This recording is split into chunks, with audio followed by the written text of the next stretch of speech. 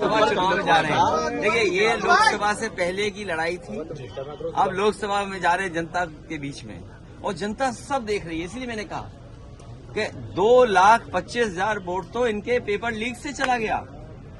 ये क्या मुंह लेकर के जाएंगे जनता के सामने?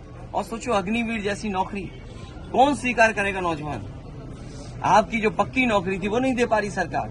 तो सरकार अगर पैसे से डरा के, धमका के, एजेंसियों के माध्यम से वोट तो ले सकती है। गिनती वाले चुनाव में तो जीत सकते हैं, लेकिन जनता वाले चुनाव में भारतीय जनता पार्टी नहीं जीत पाती। जहां तक चुनाव का सवाल है और जिन परिस्थितियों में चुनाव हो रहा है, हर एक में साहस नहीं होता है जो सरकार के खिलाफ खड़ा हो जाए। सरकार के खिलाफ खड़े होने में साहस चाहिए, और दबाव तो हर एक पे बनाया जाता है। ये बात कौन नहीं जानता है कि भारतीय जनता पार्टी जीतने के लिए कोई भी हथकंडा अपनाएगी। जिस भारतीय जनता पार्टी ने चंडीगढ़ में बेईमानी की हो, बैलेट से जब वोट पड़ा, जीतने के लिए उन बैलेटों को किस तरीके से बिगाड़ा गया, किस तरीके से वोट खराब किया गया, और अधिकारी के माध्यम से उस समय अगर सीसीटीवी न होता और बैलेट से वोट न पड़ा होता, तो शायद भारतीय जनता पार्टी को इस तरह से बदनाम होते हुए नहीं कोई देख पाता। जहां तक यूपी का सवाल है, राज्यसभा के चुनाव में भारतीय जनता पार्टी ने सब कुछ किया है वोट लेने के लिए, और जो लोग गए हैं उनमें साहस नहीं रहा होगा सरकार के खिलाफ खड़ा होने में। सर, क्या कार्रवाई होगी? क्योंकि पार्टी के जितने भी हमारे साथी हैं, उनका मानना है कि ऐसे लोगों को दूर कर दीजिए। अभी तक तो कद्दावर नेता लग रहे थे, लेकिन कद्दावर नेता निकले नहीं, ये बात समझ में आ गई।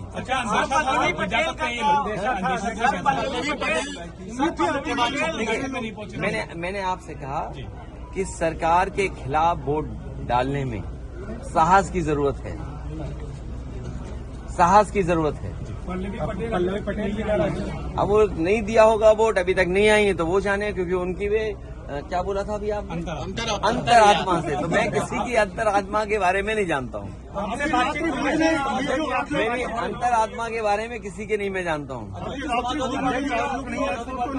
कोई बात नहीं, जब जो भोज में नहीं आए, चर्चाएं आपके माध्यम से भी थी, चर्चाएं और तरह से भी थी। अब उन बातों को आप बेहतर समझते होंगे कि कोई क्यों चला गया, किसी को सिक्योरिटी की जरूरत रही होगी, किसी को धमकाया गया होगा कि आपके मुकदमे पुराने हैं, आपका इतना रिकॉर्ड अच्छा नहीं है, आपको ये लाभ दे दिया जाएगा। सुनने में तो बहुत कुछ चीजें आ रही हैं, सुनने में तो पैकेज के बारे में भी आ रही हैं। वो बात समझ में नहीं आ रही कि वो पैकेज छोटा था कि पैकेज बड़ा था। भैया से बात की गई थी आपके यहाँ से, आप प्रदेश अध्यक्ष ने बात। देखिए, कई बार कुछ लोग, कुछ होता है खबरों में रहने के लिए।